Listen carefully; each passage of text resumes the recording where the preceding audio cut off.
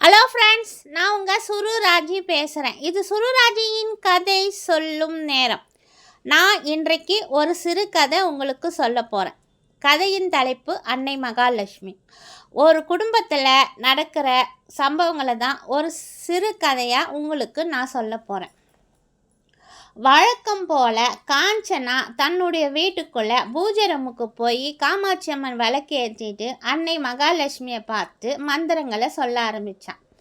ஓம் அன்னை மகாலட்சுமியே போற்றி, ஓம் அன்னை மகாலட்சுமியே போற்றி, நாளும் பலம் பெற நலமுடன் வாழ என் அன்பு அன்னையே போற்றி போற்றி என்றவாறே காஞ்சனா தனக்கு தெரிந்த மந்திரங்களை அவ பாட்டுன்னு ஜபிச்சுக்கிட்டே போக ஆரம்பித்தான். பூஜை ரூமில் விளக்கு ஏற்றப்பட்டதுனால காமாட்சி அம்மன் விளக்கு ஒளி தந்த போது அன்னை மகாலட்சுமி மூடியிருந்த தன் கண்களை மெதுவாக திறந்து பார்த்தா. வழக்கம் போல் இன்றைக்கு வெள்ளிக்கிழமை. அதனால தான் காஞ்சனா விளக்கு ஏற்றி விட்டு தன்னுடைய மனசுக்கு தெரிந்த மந்திரங்களெல்லாம் சொல்லி அவளுடைய பிரார்த்தனையை சொல்லவும் ஆரம்பிச்சிட்டான். அம்மா தாயே மகாலட்சுமி தேவி, நான் சொல்கிறத நீ தினமும் கேட்டுக்கிட்டு தான் வரேன்.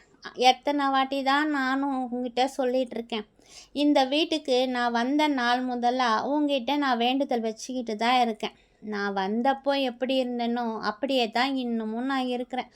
அதில் ஒரு மாற்றமும் இல்லை. எனக்குன்னு ஒரு நகை நட்டு உண்டா, சொத்து பத்து உண்டா? நான் கொண்டு வந்த நகையெல்லாம் கூட என் பசங்களோட படிப்புக்காகவும் அவங்களுடைய செலவுக்காகவும் எல்லாத்தையும் இழந்துட்டு இப்போ அம்போன்னு நிற்கிறேன். அம்மா தாயே, நீ ஏதாவது ஒரே ஒரு தடவை எப்படியாவது மாய மந்திரம் செஞ்சு என் பிரச்சனைகளெல்லாம் தீர்க்கக்கூடாதா? உன் கையில் தான் அவ்வளோ பணமும் காசும் வச்சுருக்கேன், அதில் கொஞ்சமாவது எனக்கு தரக்கூடாதா? நான் என்ன பெருசாக ஆசைப்பட்டுட்டேன்? நகை, பணம், பங்களா, காரு, சொத்து பத்துன்னு எவ்வளோ இருக்கோ அவ்வளோ நான் உக்காந்த இடத்துல என்னை தேடி வர மாதிரி பண்ணக்கூடாதா? உன்னால் மட்டும்தாம்மா முடியும். ஏன்னா நீ மட்டும்தான் நகை பணம்னு வச்சுக்கிட்டு உக்காந்துட்ருக்கேன். உன்னை நம்பி தானே நான் உன்னை தினமும் பூஜை செய்கிறேன். என் ஆசையெல்லாம் நீ நிறைவேற்றக்கூடாதா அம்மா தாயே என்று புலம்ப ஆரம்பித்தாள் காஞ்சனா. மகாலட்சுமி தாய் இதனை கேட்டதும் சிரிக்க ஆரம்பித்தான். இவ என்ன தினமும் பூஜை செய்கிறாளாம். இது வரைக்கும் பூஜை அப்படின்ற பேரில் இவ புலம்பல் தான் அதிகமாக என் காதில் ஒலித்து கொண்டே இருக்கிறது. கேட்டு கேட்டு எனக்கும் மிகவும் சலித்து விட்டது. வேற வழியே இல்லாமல் தான் நான் இவளோட வீட்டில் பூஜை ரூமில் அமர்ந்து கொண்டு இருக்கிறேன். அம்மா காஞ்சனா, சீக்கிரமாக நீ புலம்புறதெல்லாம் புலம்பிட்டு இந்த இடத்த விட்டு போயிடுமா. என் காது இப்போவே வலிக்கு ஆரம்பிச்சிடுது. இன்னொன்று பேச ஆரம்பித்தா என் காது ரொம்ப வலிக்கும் என்று மகாலட்சுமி நினைத்து கொண்டாள். மகாலட்சுமி நினைத்த போதே காஞ்சனா புலம்பிக்கொண்டே பூஜை அறையை விட்டு மெதுவாக வெளியே சென்றாள். அப்பாடா, ஒரு வையா எப்படியோ புலம்பிட்டு இவ பூஜை ரூமை விட்டு வெளியே போயிட்டான். இதோட நாளைக்கு காலையில் தான் வருவா. அது வரைக்கும் நிம்மதி, நம்ம நிம்மதியாக கண்ணை மூடிக்கலாம் அப்படின்னு மகாலட்சுமி தாய் தன்னுடைய கண்ணை மூட தொடங்கும் போதே காஞ்சனாவின் மகன் ரகு வந்து விட்டான். அவனை பார்த்ததும் மகாலட்சுமிக்கு கோபம் வர ஆரம்பிச்சிது. எத்தனையோ வாட்டி இவனுக்கு நான் உணர்த்தியிருக்கேன், குளிக்காமல் கொள்ளாமல் பூஜை ரூமுக்குள்ளே வராதுன்னு. சொன்ன கேட்கவே மாட்டேன்றான். மறுபடியும் அவன் உள்ளே வரும்போதே அவன் தலையை வாசப்படியில் லேசாக இடிக்க வச்சேன். அம்மா என்று தலையை தடவிக்கொண்டே மறுபடியும் அவன் பூஜை ரூமுக்குள்ளே வந்துட்டான். அவனோட முகத்தை கூட பார்க்க பிடிக்காம மகாலட்சுமி தாய் கண்களை மூடிக்கொண்டாள். அவன் புலம்பலை அவன் ஆரம்பித்தான். வேற வேலையே இல்லை இவனுக்கு. எப்போ பார்த்தாலும் அவன் என்ன பார்க்கல, இவன் என்ன பார்க்கல. என்னால் எந்த பொண்ணுக்கிட்டையும் பேச முடியல, பழக முடியல. சும்மா சதா இவனோட தொல்லை புலம்பல் எப்பவும் இப்படி தான் இருக்கும். இவன் புலம்பலை கேட்டு கேட்டு எனக்கு தலைவலி வர்றது தான் மிச்சம். இப்போது எந்த பொண்ணுக்காக வந்து புலம்ப வந்திருக்கிறானோ என்று தாய் மகாலட்சுமி நினைத்து கொண்டாள். கண்களை மூட ஆரம்பிச்சிடலாம். காதை எப்படி மூட முடியும்? எப்படி இருந்தாலும் அவன் பேசத்த கேட்டு தானே ஆகணும் அப்படின்னு மகாலட்சுமி தன் மனசுக்குள்ளேயே கவலைப்படவும் ஆரம்பித்தான். கடவுளையே கவலைப்பட வைக்கிறதுல ரகு மன்னனாக இருந்தான். ஆனால் அவனும் எந்த பெண்களையும் பற்றி பேசாமல், அம்மா மகாலட்சுமி தாயே, அடுத்த வாரம் செமஸ்டர் எக்ஸாம் வருதுமா. நான் நல்ல முறையில் எழுதி ஃபர்ஸ்ட் கிளாஸில் பாஸ் செய்ய வேண்டும். அம்மா தாயே, நீதாம்மா எனக்கு உதவி செய்யணும் என்று வேண்டிக் கொண்டான். சரியா போச்சு. அந்த பெண்கள் விஷயத்திலேயாவது சும்மா சொல்லக்கூடாது. 24 மணி நேரமும் அதே ஞாபகமாக அதே வேலையாக சுறுசுறுப்பாக ஓடிக்கொண்டே இருப்பான். அந்த பெண்ணை இம்ப்ரெஸ் செய்ய வேண்டும், இந்த பெண்ணை இம்ப்ரெஸ் செய்ய வேண்டும் என்று ஏதாவது ஒரு முயற்சியை அவன் செய்து கொண்டே இருப்பான்.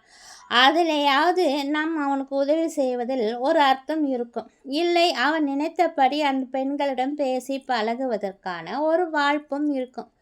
ஆனால் ஒரு நாளும் இவன் கையில் புஸ்தகத்தை எடுத்து வச்சு படித்த மாதிரி ஞாபகமே இல்லை. நான் அதை பார்த்த மாதிரியும் எனக்கும் சுத்தமாக இல்லை. இந்த மாதிரி இவன் புக்கே கையில் எடுக்காமல் ஃபஸ்ட் கிளாஸில் வேற பாஸ் செய்ய வேண்டும், அதுக்கு நான் வேறு உதவி செய்ய வேண்டுமா? அடப்பாவி, எப்படிப்பா இப்படியெல்லாம் யோசிக்கிறீங்க என்று மகாலட்சுமி தன்னைத்தானே நொந்து கொண்டாள். மறுபடியும் அவன் புலம்பலைய கேட்டுவிட்டு அவனும் மகாலட்சுமி அன்னையிடம் தன் வேண்டுதலை சொல்லிவிட்டோம் என்ற நிம்மதியில் பூஜை அறையை விட்டு வெளியில் சென்றான். அப்பாடா, ஒரு வழியா இவனும் போயிட்டான். நம்ம இப்போ நிம்மதியாக கண்ணை முடிக்கலாம் அப்படின்னு மகாலட்சுமி தாய் மறுபடியும் கண்களை மூட நினைத்த போது காஞ்சனாவின் 2வது மகள் தாரிணி உள்ளே வந்தாள். அவள் என்னை வணங்குவதற்கு முன்பு அவளுடைய ஆடைகள் சரியாக இருக்கின்றதா, மேக்கப் சரியாக போட்டு கொண்டு இருக்கிறோமா என்று சரி பார்த்து கொண்டே தான் அன்னை மகாலட்சுமியை வணங்கினாள். அம்மா தாயே, எப்பவும் போல் வகுப்பில் இன்றைக்கும் நான் தான் அழகாக இருக்க வேண்டும். அந்த மாலதி என்னை பார்த்து பொறாமப்பட வேண்டும்.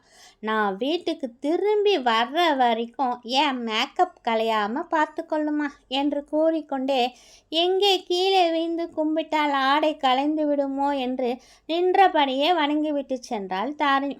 மகாலட்சுமி சிரித்து கொண்டாள். இவள் இப்படியெல்லாம் பார்த்து பார்த்து மேக்கப் கலையாமல் நடந்து கொண்டாள். மாலை வரை என்ன, நாளை காலை வரை மேக்கப் கலையாது. இதுக்கு நான் தான் காரணம் என்று என்னை வணங்கிவிட்டு வேற செல்கின்றாள். ஐயோ கடவுளே, இவர்களிடம் நான் படும் பாடு இருக்கிறதே. தினமும் இவர்களிடம் நான் படும் பாட்டை நான் யாரிடம் சென்று புலம்புவது என்று மகாலட்சுமி தன்னைத்தானே நொந்து கொண்டாள். ஐயோ, இதுக்கப்புறம் அந்த குண்டு பூசணிக்காய் வரும். அந்த குண்டு பூசணிக்காய் வரத்துக்குள்ள நான் மறுபடியும் என் கண்களை மூடிவிட வேண்டும் என்று அவசர அவசரமாக மகாலட்சுமி கண்களை மூடிக்கொள்ள போகும்போதே அந்த குண்டு பூசணி உள்ளே வந்து விட்டாள். அவள் வேறு யாரும் இல்லை, காஞ்சனாவின் நாத்தனார் திலகாதான். அவள் பூஜை ரூமில் வந்தவுடனே மகாலட்சுமியை பார்த்து கையெடுத்து கும்பிட ஆரம்பித்தாள். அம்மா தாயே, நானும் இந்த வீட்டிலேயே தான் பிறந்து வளர்ந்து கல்யாணமும் பண்ணிக்கிட்டேன். தினமும் உன்னை வணங்கினவன் நான் என்ன பாவம் செஞ்சேன்? எனக்கு கல்யாணம் ஆகி போன கொஞ்ச நாள்லே என் மாங்கல்ய வாக்கையை பறித்துக்கிட்டேன். இது உனக்கே நல்லா இருக்கா? என்னை காலமெல்லாம் இப்படி அழ வச்சிட்டிய என்று நீளமாக ஒப்பாரி வைத்து அழுது கொண்டே அங்கும் இங்கும் யாராவது வருகிறார்களா என்று சுற்றும் முற்றும் பார்த்துவிட்டு காஞ்சனா போனால் போகிறது என்று எனக்கு வைத்த 2 வாழைப்பழங்களில் ஒன்றை எடுத்து அவசர அவசரமாக அழுது கொண்டே வாயில் போட்டு சாப்பிட ஆரம்பித்தாள். வெள்ளிக்கிழமை, அதுவும் காலை வேளையில் அவள் ஒப்பாரி வைத்து அழுகின்ற அந்த குரலை காது கொடுத்து மகாலட்சுமியால் கேட்க முடியவில்லை. எப்போது தான் அவள் அந்த பூஜை அறையை விட்டு வெளியே செல்வாள் என்று நினைத்து கொண்டே மகாலட்சுமி பொறுமையாக இருந்தாள். அதன் பிறகு அவள் மெதுவாக அந்த ரூமை விட்டு சென்ற பிறகு அப்பாடா, இதுக்கப்புறமாவது நம்ம நிம்மதியாக கண்ணை மூடிக்கொள்ளலாம் என்று மகாலட்சுமி நினைத்து கொண்டிருந்து கண்ணை மூடும் அதே வேளையில் அவள் சென்ற அடுத்த வினாடியே கதிர்வேல் வந்தான். அவன் காஞ்சனாவின் கணவன். அம்மா தாயே மகாலட்சுமி, நான் இன்னைக்கு போகிற காரியம் நல்லபடியாக நடக்கணும். அப்படி முடிஞ்சாதான் நீ இருக்கிறன்றதையே நான் நம்புவேன். எல்லாம் நல்லபடியாக நடக்கிற மாதிரி பார்த்துக்கோ என்று சொல்லிக்கொண்டே திருநீரை எடுத்து நெற்றில் வைத்து கொண்டான். இவன் ஒருத்தன் இன்னும் நான் இங்கே இருக்கிறேன்னா இல்லையான்னு எப்போ பார்த்தாலும் நம்பிக்கையே இல்லாமல் தினமும் வேற வந்து என்னை வணங்குறான். நம்பிக்கை இல்லாதவர்களுக்கு என்ன சொல்லியும் என்ன செய்தும் பிரயோஜனமே இல்லை என்று மகாலட்சுமி நொந்து கொண்ட வேளையில் காஞ்சனா வேக வேகமாக உள்ளே வந்து விளக்கை அணைத்து விட்டாள். சிக்கனம் என்ற பெயரில் வெள்ளிக்கிழமை கூட விளக்க கொஞ்ச நேரத்துக்கு அப்புறம் எரிய விட மாட்டேன்றான். உடனே விளக்க அணைச்சிட்றான். போன பிறகு கண்களை மூடிக்கொண்டாள் மகாலட்சுமி நிம்மதியாக. அப்பாடா, இனிமே இவன் நாளைக்கு காலையில் தான் விளக்கேற்றுவா, அது வரைக்கும் நம்ம நிம்மதியாக இருக்கலாம், இதுக்கப்புறம் யாரும் நம்மளை தொந்தரவு பண்ண மாட்டாங்க என்று மகாலட்சுமி தன்னைத்தானே சமாதானமும் செய்து கொண்டாள். ஓகே ஃப்ரெண்ட்ஸ், இத்துடன் என்னுடைய அன்னை மகாலட்சுமி பகுதி 1 முடிவடைந்தது. மீண்டும் உங்களை அடுத்த பகுதியில் சந்திக்கும் வரை உங்களிடம் விடைபெறுவது உங்கள் சுருராஜ். இது சுருராஜின் கதை சொல்லும் நேரம். என் கதையை கேளுங்க, பிடிச்சிருந்தால் லைக் பண்ணுங்கள், ஷேர் பண்ணுங்கள், கமெண்ட்ஸ் பண்ணுங்கள், முடிஞ்ச வரைக்கும் கொஞ்சம் சப்ஸ்கிரைப் பண்ணுங்கள். நான் எழுதின கதைகளை தான் நான் உங்களுக்கு சொல்லிகிட்ருக்கிறேன். என்னுடைய பாணியில் எனக்கு தெரிஞ்ச மாதிரி உங்களுக்கு சொல்லிகிட்ருக்கேன். ப்ளீஸ் தயவு செஞ்சு எனக்கு கமெண்ட்ஸ் பண்ணுங்கள், லைக் பண்ணுங்கள். சரி, மீண்டும் உங்களை அடுத்த பகுதியில் சந்திக்கும் வரை உங்களிடம் விடைபெறுவது உங்கள் சுருராஜ். பாய்.